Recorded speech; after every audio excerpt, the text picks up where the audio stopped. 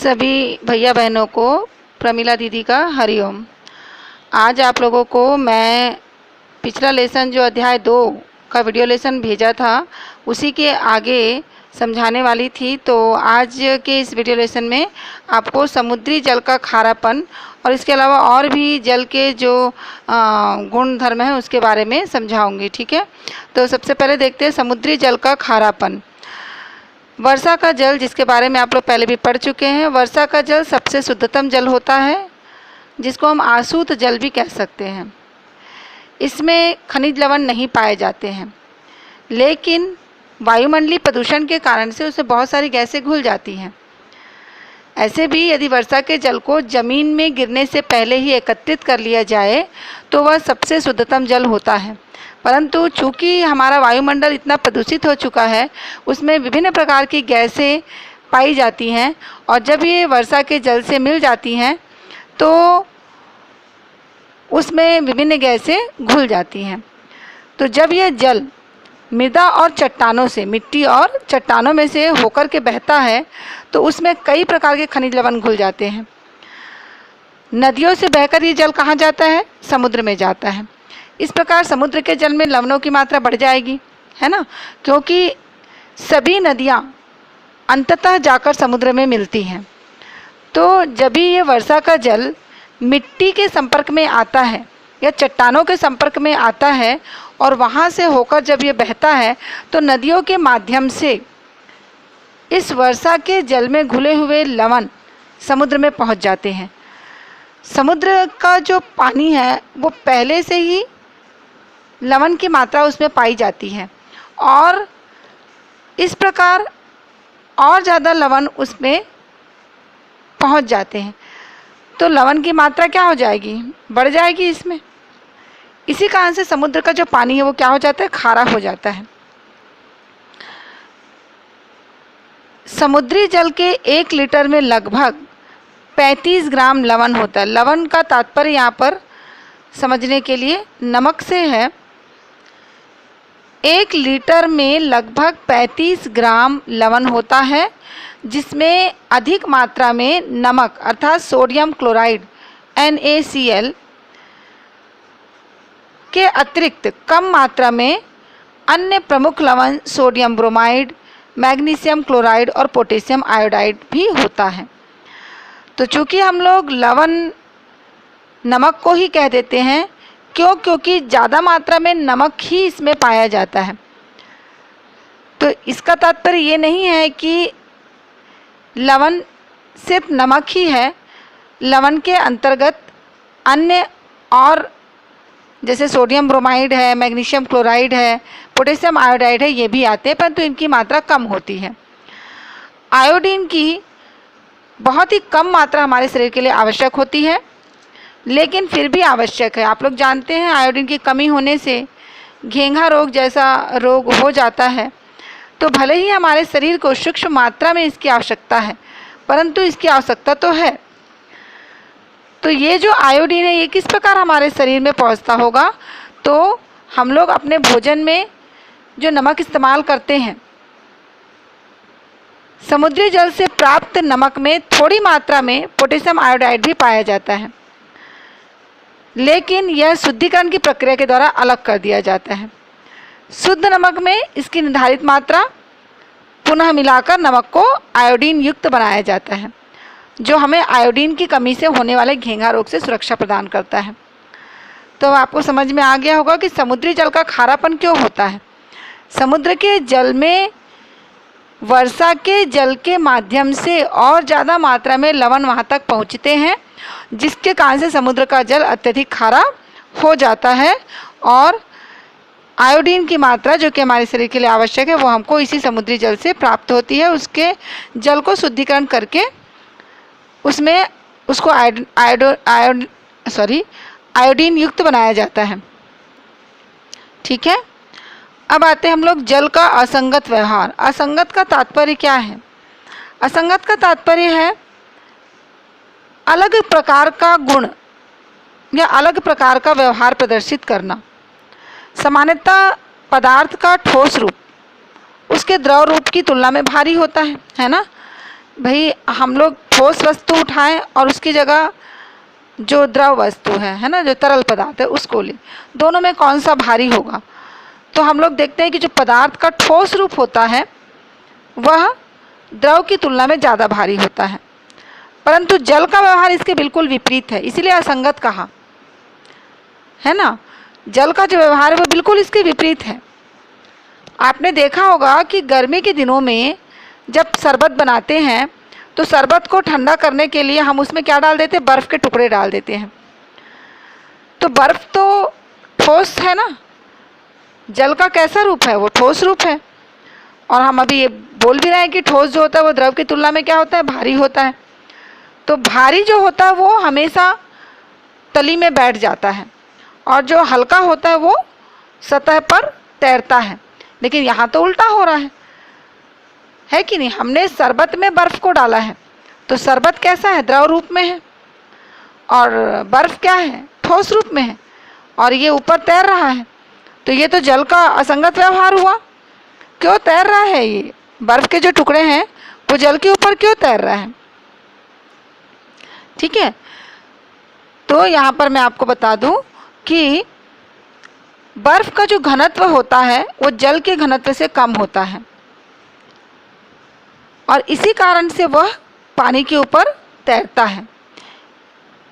किसी पदार्थ का घनत्व उसके इकाई आयतन का द्रव्यमान है। घनत्व किसको कहते हैं? किसी भी पदार्थ का घनत्व उसके एक इकाई आयतन का द्रव्यमान होता है। घनत्व बराबर द्रव्यमान बटे आयतन।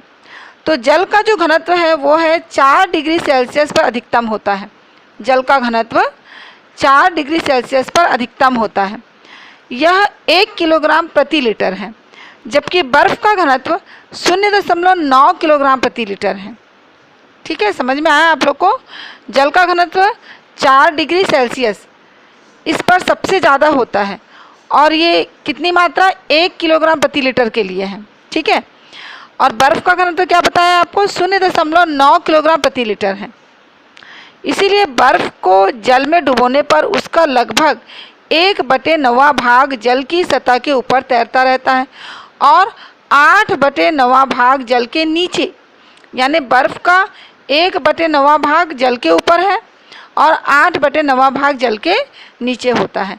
इसी कारण से जो ठंडे प्रदेश होते हैं, ठंडे देश होते हैं, उसमें समुद्र में तैरती बर्फ़ की चट्टानों के जल के अंदर डूबे हुए भाग का सही अनुमान नहीं लगाया जा सकता। इसीलिए जलपोत, जिसको पानी के जहाज भी बोलते हैं, को बर्फ़ के चट्टानों के पास से गुजरते समय सावधानी रखनी पड़ती है। टाइटैनिक के बारे में आपने सुना ही होगा। टाइटैनिक एक ऐसा जहाज़ था, बहुत बड़ा जलपोत था।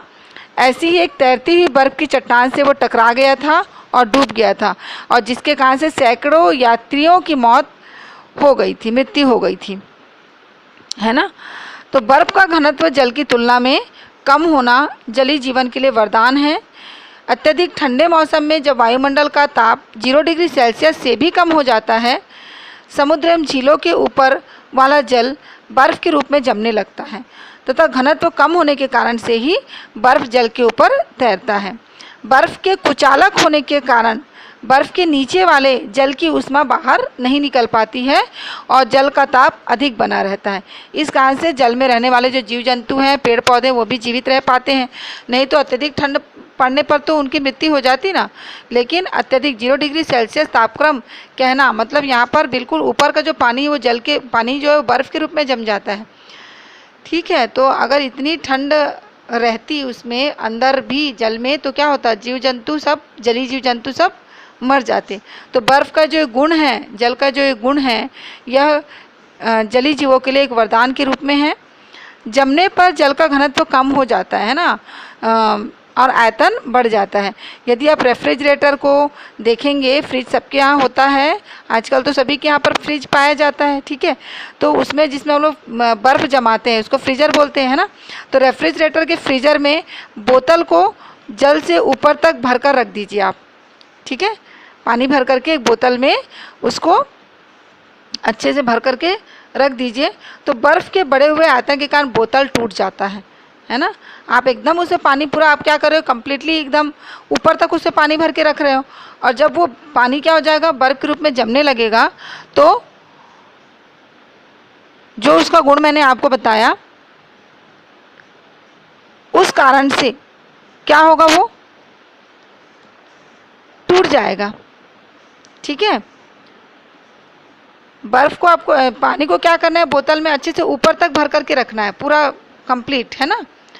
अभी जब वो जमने लगेगा ना, तो बर्फ का बढ़ा हुआ आयतन, इस कारण से बोतल टूट जाता है। ठीक है, अब देखेंगे कठोर एवं मृदु जल।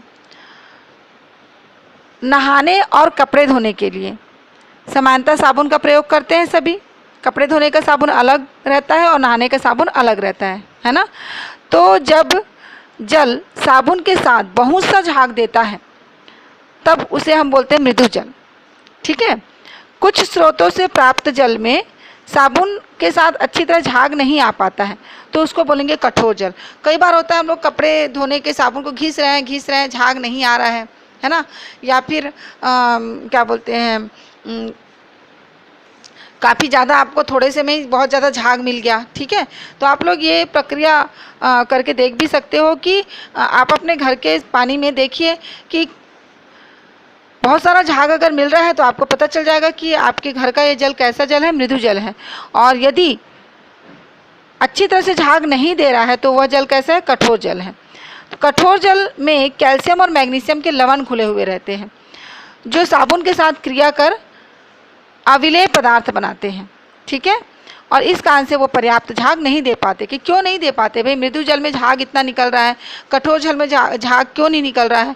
तो उसका कारण यही है कि कठोर जल में जो कैल्शियम है और मैग्नीशियम है, इसके लवण ज़्यादा मात्रा में पाए जाते हैं, और जब ये साबुन के साथ क्रिया करते हैं तो अविलेय पदार्थ बनाते हैं। अविलेय मतलब जो घुलता नहीं है, ऐसे पदार्थ बनाते हैं। इस कारण से पर्याप्त झाग नहीं मिल पाता है। ठीक है, तो यहाँ पर कठोरता भी दो प्रकार की होती है, अस्थायी कठोरता और स्थायी कठोरता। अस्थायी कठोरता का तात्पर्य क्या है? अस्थायी कठोरता जल में मैग्नीशियम और कैल्शियम के बाइकार्बोनेटों के घुलने के कारण होती है।